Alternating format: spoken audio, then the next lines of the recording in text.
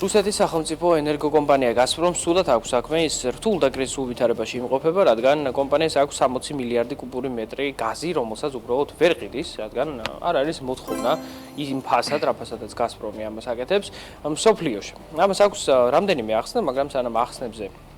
ვისაუბრებთ შედარებისთვის ეს 60 მილიარდი კუბური მეტრი გადავიყვანოთ ისეთ რიცხვებში, რომელთა აღქმა მეტნაკლებად შეიძლება. ეს სამჯერ მეტია, ვიდრე ის გაზი, რომელსაც წლიურად მთელი პოლონეთი მოიხმარს. პოლონეთი მოგეხსენებათ არის რიგით მე-20 უდიდესი ეკონომიკა მსოფლიოში, სადაც 10 მილიონი ადამიანი ცხოვრობს და შესაბამისად სწორედ ამდენი გაუყიდავი გაზი აქვს. რუსეთს დაახლოებით იმდენივეა ეს, რამდენსაც არაბთა გაერთიანებული საამიროები გამოიყენებს 1 წლის განმავლობაში. საუბარია ძალიან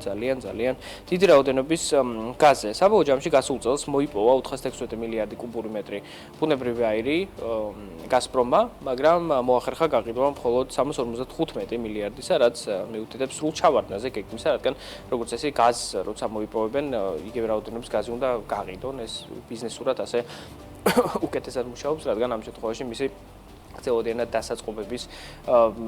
ხარჯები არ არის და ასე შემდეგ ბიზნესისთვის ეს მეტად გამართულია, მაგრამ ამ მხრივ ძალიან შემცირებულია ვითარება და ვითარება იმიტომაც არის გაფუჭებული, რომ მოთხოვნა არის გლობალურად შემცირებული, ხოლო ამასთანავე თავად რუსეთის მიმართ და ცხადია გაზპრომის მიმართ, რომელიც რუსეთთან ასოცირდება, რეპუტაციულად კარგად არ აქვს მათ საქმე, რადგან თვითონ მსოფლიოში უკვე იციან, რომ გაზპრომთან საქმის დაჭერა არ ღირს, გარდა იმ ქვეყნებისა, რომლებიც ამას განიხილავენ და აპირებენ მიუხედავად იმისა, რომ მათ შეიძლება სანქციები დაედოთ ან არ დაედოთ, ესეთი ქვეყნები არიან ჩინეთი მაგალითად და ირანი, მაგრამ ეს ჯერჯერობით არ არის ისე ოფიციალურად გაფორმებული, ამ დიდი რაოდენობის ტრანზაქციებზე არის საუბარი და შესაბამისად ეს ექსპორტის დინამიკა ამ ეტაპზე არის შემცირებული, მაგრამ დროთა განმავლობაში ცხადია ჩინეთი აუცილებლად შეიძენს იაფ-რუსულ გაზს, რადგან ასე შეუძლია, რომ საკუთარი დანახარჯები შეამციროს ქვეყნის შიგნით სი ძინპინს და ცხადია ეს ყველაფერი ეკონომიკურ ზრდაზე ძალიან დიდ გავლენას მოახდენს. ჯამში, მოკლედ, ევროკავშირიდან აღარ არის ფაქტობრივად მოთხოვნა, რადგან სანქცირებულია რუსული გაზი, როგორც ვიცით, იქ LNG-ზე გადავიდნენ, რომელიც არ არის სანქცირებული, მაგრამ რუსეთთან მიმართებით მაინც ძალიან რთულად არის საქმე და ჩვეულებრივად პირდაპირ გაზს ევროკავშირი აღარ ყიდულობს და ვიცით, რომ 2 მილსადენი იყო ამისთვის შექმნილი, ჩრდილოეთის ნაკადი 1 და 2, მაგრამ უკვე არც ერთში აღარ მიედინება ბუნებრივი აირი, რადგან ევროკავშირს ეს აღარ სურს, ხოლო გაზპრომი ისევე როგორც ზოგადად რუსული ენერგოსისტემა დიდწილად დაკავშირებული იყო ევროკავშირის ტერიტორიაზე ექსპორტის მიმართულებით, მათ შორის აქტიური ქვეყანა ამ მხრივ იყო გერმანია, მაგრამ მას შემდეგ რაც ომი დაიწყო, ეს ბაზარი ჩაიკეტა რუსეთისთვის და ამიტომაც მიიღეთ ვითარება, როცა რუსეთს აქვს დაგროვილი დაახლოებით 60 მილიარდი კუბური მეტრი გაზი, რომელსაც უბრალოდ ვერ ყიდის. კი, და ეს ვერ გაყიდვა ისახება ფინანსურ შედეგებშიც და იმ ყველაფერში, რაც ხდება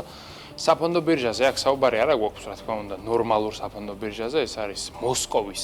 საფონდო ბირჟა, MOEX-ი, რომელიც არის კაპიტალური შეზღუდვის მქონე ბირჟა, სადაც აქციების თავიდან მოშორებაც კი არის ძალიან რთული, რადგანაც შეზღუდვები არის დაწესებული ყველა ინდივიდუალური ინვესტორისათვის და შეიძლება ძალიან ბევრ ადამიანს ახლა უნდოდეს გაზპრომის აქციების თავიდან მოცილება, რადგანაც კომპანია, რომელიც არის ენერგეტიკულ სექტორში, ის ხომ ისედაც მიმზიდველი არ არის, რადგანაც ენერგეტიკული სექტორი დიდად მზარდი არ არის და მან დივიდენდია მთელი შინ არის, მაგრამ გაზპრომი უკვე აღარს დივიდენდს გაცემს და საერთოდაც უკვე მოგებაზეც აღარ გადის, რადგანაც წინა წელი კომპანიამ დახურა 13 მილიარდ დოლარიანი ზარალით, ეს იყო რუსეთის ისტორიაში ყველაზე ცუდი შედეგი, აქამდე საბჭოთა კავშირში ოპერირებდა ეს კომპანია სხვანაირი შინაარსით და მაშინ იყო ბოლო ზარალი, შესაბამისად ეს არის უბრალოდ უპრეცედენტო რამ და აქ ყველაზე უარესი ის არის, რომ თუ კი ეს ფინანსური მდგომარეობა, რომელშიც ახლა იმყოფება გაზპრომი არ შეიცვლება დრამატულად, საბარაუდოდ უკვე თითქმის 10 წელიწადში ზარალის მოცულობა იქნება 179 მილიარდი დოლარი. მარტივად რომ ვთქვათ, თუ კი კომპანია ამ მდგომარეობამდე მივიდა, ის უბრალოდ გაკოტრდება. მიუხედავად იმისა, რომ ეს არის გაზპრომი და რაღაცნაირად ალოგიკურია, როგორ შეიძლება მონოპოლისტი კომპანია, რომელიც ყიდის ყველაზე მარტივ რესურსს გაკოტრდეს, აი შეიძლება ისიც კი გაკოტრდეს, რადგანაც გაზპრომს აქვს კატასტროფულად დიდი ხარჯები. ის ასაქმებს დაახლოებით 9,5 მილიონ ადამიანს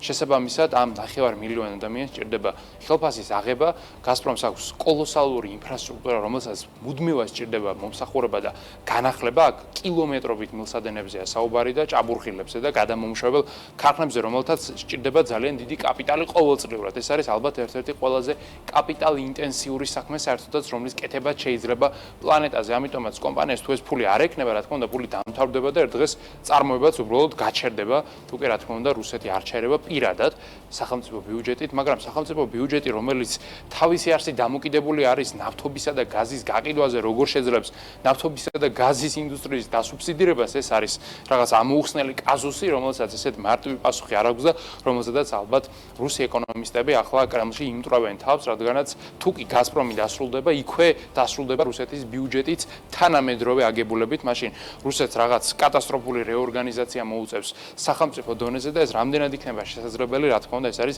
ძალიან დიდი კითხვის ნიშანი, რადგანაც რუსეთს ფაქტია, რომ ბოლო 20 წელი არაფერი ინოვაციური არ შეუქმნია, ის ისევ ყიდის ნავთობს, ისევ ყიდის გაზს და როგორც რეიგანი ამბობდა, რუსეთი არის ერთი გიგანტური ბენზინ-გასამართი სადგური, სადაც იხითება უბრალოდ ნავთობი. შესაბამისად, ცვლილებები რუსეთში დიდად მოსალოდნელი არ არის, მაგრამ ერთი ფაქტი არის, რომ გაზპრომის კაპიტალიზაცია უკვე 70% არის შემცირებული, ის ინვესტორებისთვის საერთოდ აღარ არის რელევანტური კომპანია, ის არც დივიდენდს გასცემს, არც მოგების პროგნოზს აქვეყნებს და კომპანია იმას ამბობს, რომ თუ კი არ გვეშველება, სავარაუდოდ დავსრულდებით. აი ესეთი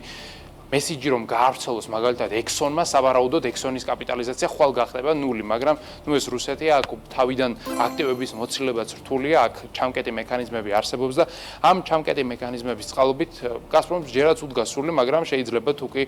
ჩინეთმა არ უშველა რუსეთს, მაშინ გაზპრომი მართლაც დასრულდეს და ვიხილოთ ალბათ ისტორიაში ერთ-ერთი ყველაზე მნიშვნელოვანი რუსული სისტემური კომპანიის აღსასრულელი.